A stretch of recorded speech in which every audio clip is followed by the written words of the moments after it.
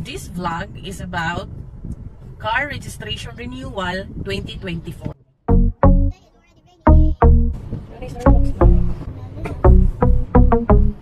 Ay, di maayo ang galit. Yan ang car.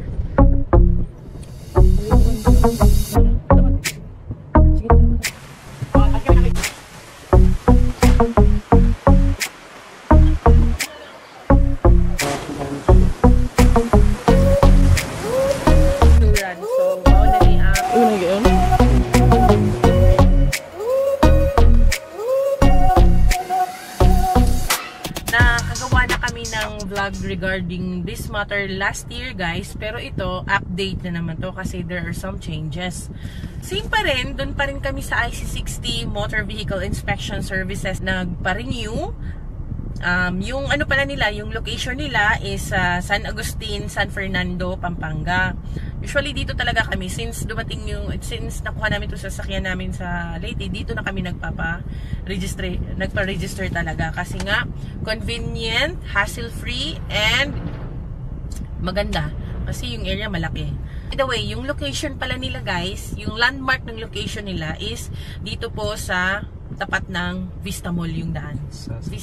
Vista Mall na San Fernando. Dito sa San Agustin, San Fernando. Pagpasok pa lang namin sa kanilang gate, guys. Ang nakagustuhan namin talaga doon kasi very accommodating. Tapos marami silang staff to accommodate you kung ano yung gagawin mo.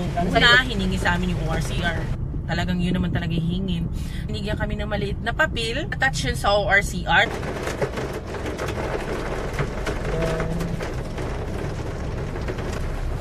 Lumahisa.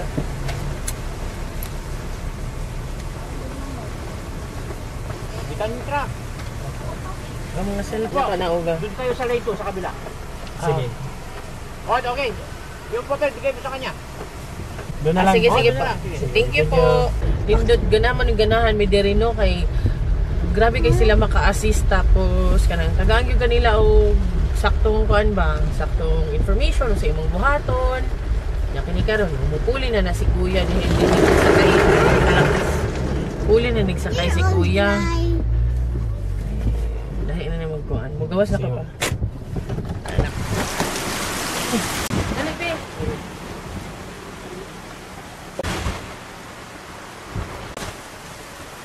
Advantage tayo, guys. Kamera na diri. Oy, kataw-taw. Ano sa? Kabati. 1-1, guys. 1-1. Puli-puli mo. Puli-puli dito mo taas.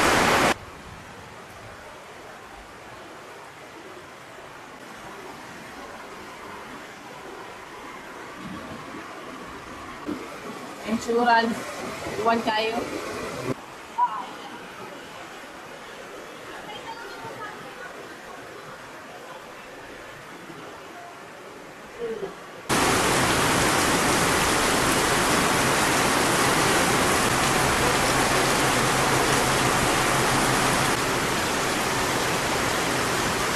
Time check is 3:50.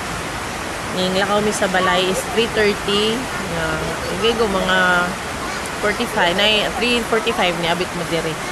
So mga 15 minutes, 10 to 15 minutes more or less na drive. So mao na mi ilang area. Diba?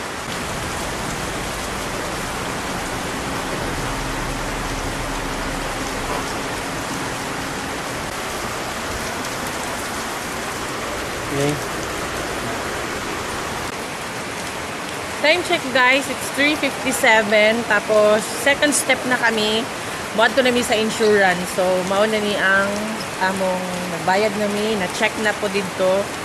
So karon insurance na po na akong bayaran. Tapos ani LTO na.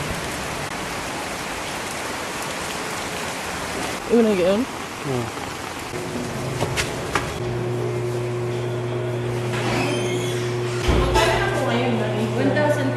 Pa rin. Wala na tayo. Nagpahintay po kayo. Nagpahintay po kayo doon. Hindi sa LTO. Hanggang for long po sa Una ito ma. Pwede pa? May kayo na pa. Nakagbayad na ka? Wala ka? Wala pa. 4:10. 4:10. Anong oras po kayo dito? 4. Supposed to be 4. Pero hanggang may tao pa po doon, open pa rin po kayo. Hindi ko. Wala mo hanggang 5 p.m. Itong room na to hanggang 4. Hanggang 4. Buti nakahabol kami. Bye na po. Tapos dali mo.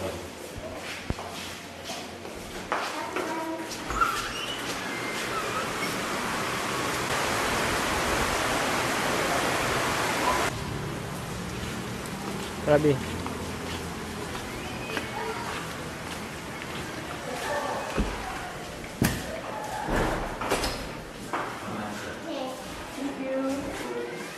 Okay, time check is 4:25.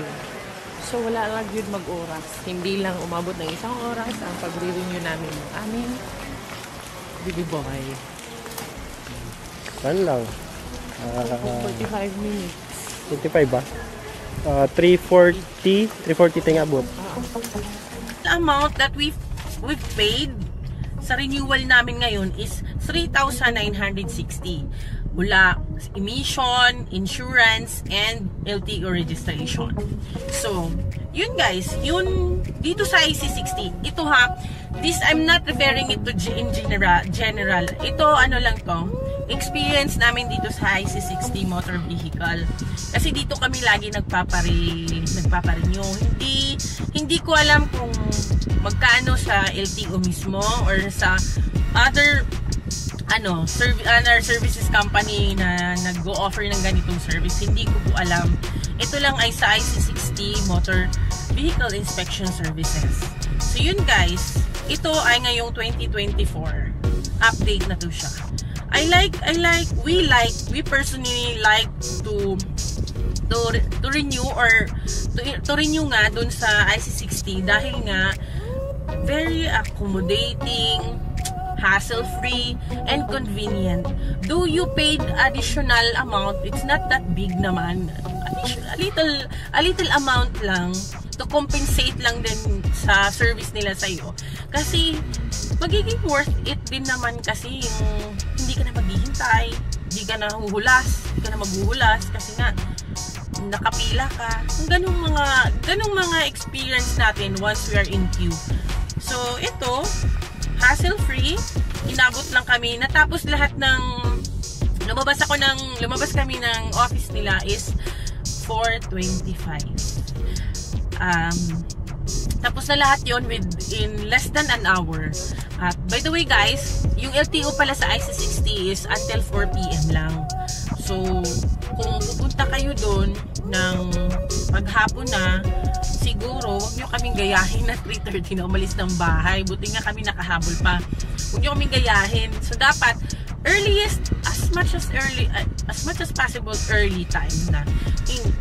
Kung ayaw nyo sa hapon, hindi sa umaga, nga ganun. Pero huwag kayong alanganing oras kasi by 4 PM nagsasara po yung LTO doon.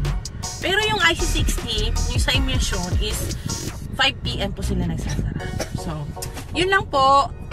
Thank you.